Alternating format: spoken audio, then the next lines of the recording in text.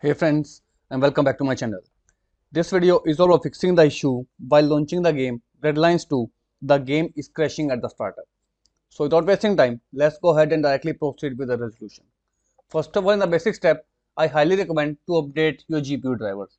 If you have an NVIDIA GPU, open up this official website. In the search box, type in the name of your GPU. For example, at my end, it is RX 5500 XT.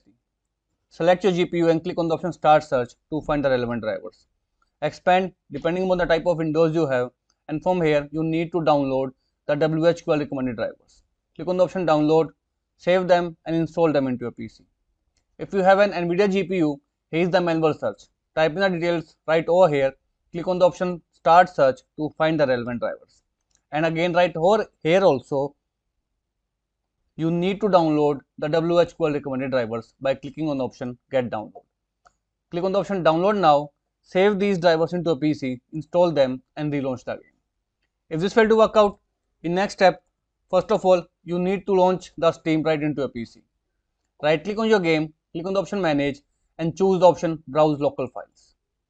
Now right click on the Bloodlines2.exe file and go to its properties.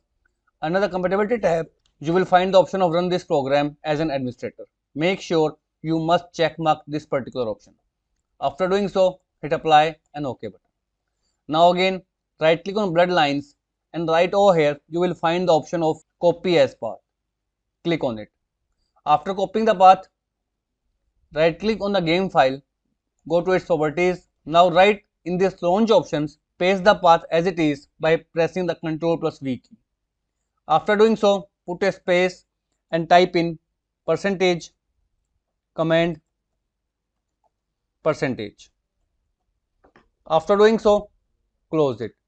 Now go ahead and relaunch the game and the issue of the game is crashing at the startup will be completely fixed. And for some users, you may not able to launch the game using the Steam. So for those users, they need to again open the game directory and launch the game directly from its exe file.